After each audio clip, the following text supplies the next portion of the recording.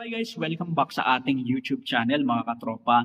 So ngayon 2026, napakaraming nagtatanong ano ba yung napakagandang negosyo na pwede nating simulan ngayong 2026, maliit na puhunan pero patok na patok yung negosyo na pwede kong simulan kahit nasa bahay lang o kahit na nagtatrabaho ako. Kasi napakarami ngayon mga katropa, lahat ng mga gustong ngayon ng mga kabataan is yung may extra income pa sila. Alam naman natin mga katropa, yung mga kabataan ngayon ay talagang nahihilig sa mga social media, nahihilig sa mga games, and minsan talaga wala na silang time para mag-manage ng mga business. So kaya pag-usapan natin mga katropa, ano ba yung mga possible na negosyo na pwedeng gawin kahit na hindi full-time at mga negosyo na kailangan mo ring i-full-time. Pero magandang pasukin ngayong 2026. So, number one mga katropa is food business. Hindi na talaga mawawala ang pagbebenta ng food, ang negosyo ng food business. Alam natin mga katropa na sa iba't ibang social media, nakikita natin yung importance ng kapangyarihan ng social media, di ba? Pagdating sa marketing ng food business and mapa-regular ng mga turo-turo yan, karinderya o yung mga restaurant na sikat, talagang magandang pasukin ang food business. Kasi ang mga tao talagang nahihilig sila sa pagkain and minsan nagiging acceptable na para sa mga tao yung i-try natin yung bago. Subukan natin yung bago. So, ibig sabihin nito mga katropa, yung mga Pilipino ngayon is na uuso na parang katulad sa ibang bansa na na hindi lang na puro sa bahay na lang, nakakaumay, nakakasawa. Importante rin na may matikman silang bago. Kaya naman maging sa turo-turo yan, maging dun yan sa mga food business na mobile, ayan, ambulant business, mga food cart business, and even dun sa mga restaurant na talaga namang pang-international ang dating. Talagang nauuso yan mga katropa. Kasama rin sa food business mga katropa is yung pagsusupply ng isang pagkain at isusupply mo sa ibang lugar. Yung parang reseller concept. Ito yung isang bagay na nauuso at patok na patok dito sa mga bagong generation mga katropa. Kasi ayaw na nilang mahirapan sa production, ayaw na nilang magkaroon pa ng nasisirang mga pagkain. Basta gusto nila, sila lang yung nagdi-dispatch, sila lang yung nagtitinda, nagbebenta, and after yun, kikita na sila. So, nauuso yun mga katropa. Isa yan sa mga pasok na pasok dito sa food business. Kasama na rin dyan yung paggawa ng mga tinapay, paggawa ng mga cookies, cupcakes, at kung ano-ano pa. Maging yung cakes mga katropa is talagang usong-uso ngayong mga panahon na to mga katropa. And isama na rin natin yung online selling. Sabi ko nga mga katropa, yung pagbabuy and sell, yung mga ukay-ukay, di ba? Dati talagang kailangan nakapwesto sila, pero buy and sell, talagang nila-live nila sa Facebook, nila-live nila sa iba't ibang social media. So kasama na rin sa online selling is yung halimbawa, yung mga kabataan ngayon nahihilig sa mga shoes, mga branded shoes. Ibig sabihin lang nito na yung mga branded shoes na yon is ibebenta mo. And karamihan tulad halimbawa ng Nike, so yung iba nagre-reseller and nabebenta pa nila sa mas mataas na price. Kaya lang mga katropa, ingat-ingat tayo. Kailangan totoo yung binibenta natin and authentic, genuine. Ibig sabihin, para at least babalik yung customer natin and mapagkatiwalaan nila tayo. And iwasan natin yung pang-i-scam online dahil hindi yan maganda. Dapat magkaroon tayo ng sense of responsibility kahit small business lang tayo, kahit small entrepreneur tayo. Kailangan nagsisimula yung sense of responsibility natin sa kapwa, yung pananagutan natin na sa pagtitinda natin, kailangan na pagkakatiwalaan nila tayo and ganun din para umulit sila sa atin. Yung online selling talagang patok na ito mga katropa. And kung makikita natin dun sa Lazada, sa Shopee, talagang nandyan yan, nagkalat kung saan-saan mga katropa. And isa na rin is yung freelancing ng services. Freelancing ng services, tulad na lang mga katropa, nauuso yung iba na nagre-resign sa trabaho and freelance worker na lang sila.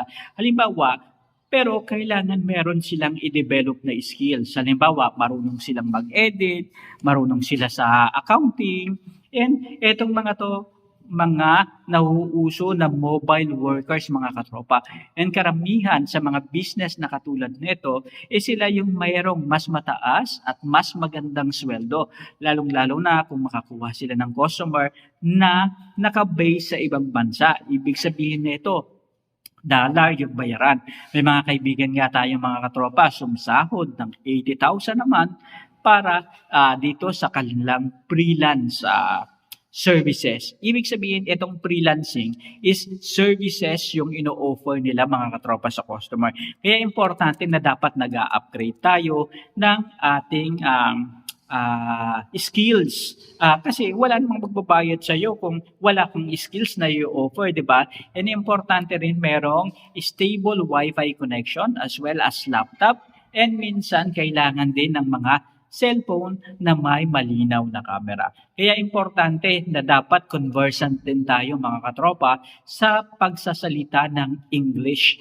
Kasi karamihan sa medium language na ginagamit sa mga katulad nitong mga negosyo is yung English language talaga para mas madaling maintindihan ni customer. Isa pa mga katropa is yung online tutoring. Yung online tutoring kasi nauuso lalong-lalo na tayong mga Pilipino, talagang magagaling tayo sa Inglesan.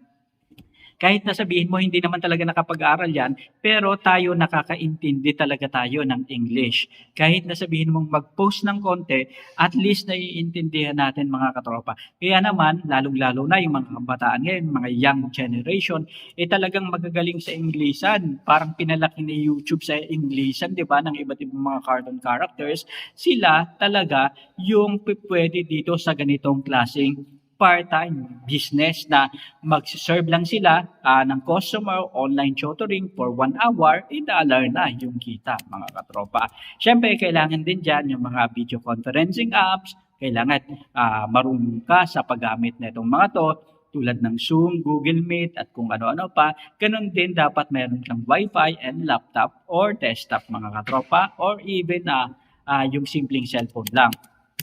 And yung number 5 natin mga katropa is yung tinatawag na organic farming. Wow, dito talaga tayo in love sa organic farming. Kasi nga mga katropa, yung organic farming napakalawak ng sakop. Kasama na dyan mga katropa, yung hydroponic setup na talaga namang patok na patok kung wala kang lupa. Yung mga hydroponic setup na itatanim lang tapos may dumadaloy lang na tubig and marami ka nang aanihin. Ganon din mga katropa, yung mga bonsai. Ayan, mga bonsai na uuso. And yung iba't ibang mga plantitos, plantitas, and kasama na rin dyan yung iba't ibang mga plants mga katropa. And yung integrated farming mga katropa, ibig sabihin sa isang farm, kahit sa maliit na area o hindi naman ganun kalakihan, sama-sama na meron kang taniman ng pinya, meron kang taniman ng kalabasa, may taniman ka ng pechay, may taniman ka ng kalamansi, may taniman ka ng sili, may taniman ka ng kamatis, and at the same time, nag-aalaga ka pa ng iba't ibang hayop tulad na lang ng manok na nangingitlog na pwede mong ibenta yung itlog for 8 pesos sa market. And pwede rin after neto na matagal mo ng alaga yung manok, is pwedeng katayin at ipagbili sa market mga katropa. And kung meron ka pang malaking space, is pwede ka rin mag-alaga ng mga hayop tulad ng baboy. Ganon din yung mga rabbit mga katropa na nauuso ngayon, yung mga rabbit lechon at kung ano-ano pa. Yung iba nga nag-aalaga ng mga pugo at yung iba naman nag-aalaga ng mga kambing. Imagine mga katropa, yung mga kambing na talagang hybrid na galing pa sa ibang bansa na nagkakahalaga ng 150,000, 200,000, 300,000. Imagine magkaroon ka lang ng breed na ganun, di ba? Talagang kapag naibenta mo mga katropa at nakapagparami ka, so pwedeng maging napakaganda ng iyong kita. Kaya lang sa ganitong sistema ng pagninegosyo, sabi nga, kailangan meron kang sapat na kaalaman. Yun yung tinatawag mga katropa natin na kailangan sa sarili natin, dapat i-develop natin yung skills na required dun sa negosyo na gusto natin. Ibig sabihin nito mga katropa, kung ang magaling kang magtinda, magaling kang magbenta, then ikaw yung mag-resell ng mga product na magaganda ang quality. Ikaw yung mag-resell ng product. Hindi ka pwedeng mag-business mga katropa ng paggawa ng cake kung hindi ka naman talaga marunong gumawa at hindi wala kang sapat na kaalaman at kasanayan. Dahil masasayang yung masasayang yung puhunan mo. Kailangan mga katropa, pwede kang mag-reseller yung mga cake na ginagawa ng mga magagandang companies o magagaling ng mga ah, small businesses, tapos ikaw yung magtinda para at least masiguro mo na yung quality. Kasi ibig sabihin yun, natikman mo na, di ba? And ikaw yung magtinda nyo mga yun, mag-resell, and pwede kang magbigay ng commission or pwede mo pang pataasin yung price. Depende sa usapan yun yung pinagbilan mo. Ayan. So, eto mga katropa, yung mga nauusong business ngayong 2026 na napakagandang pasukin ng mga young generation and even doon sa mga millennials and doon sa mga may edad na mga katropa. So, nasa sa inyo na lang talaga kung paano ang gagawin ninyo. Nasa sa inyo na para malaman kung ano ba yung tamang diskarte. And kung magninegosyo kayo, wag basta pasok ng pasok. Pag-aralan and make sure na talagang tiningnan nyo pati yung financial budget pagdating sa pagbibusiness na yan, pagpasok sa business na yan, para at least alam niyo magkano ba yung kikitain ko. Hindi sapat na malaman lang natin ano-ano ba yung mga kailangan ko, ano-ano ba yung pagkakagastusan ko, kundi kailangan rin nating malaman paano ba ako kikita dito and paano ko mababawi yung puhunan. Feasible ba to and magtatagal ba tong negosyo na to? So yun yung mga dapat na nating masagot na tanong kung tayo ay papasok sa negosyo ngayong 2026. So maraming salamat sa pagsama sa atin ngayong araw na to. Isa na namang kwentuhan dito pa rin sa ating YouTube channel. Hanggang sa muli, maraming salamat.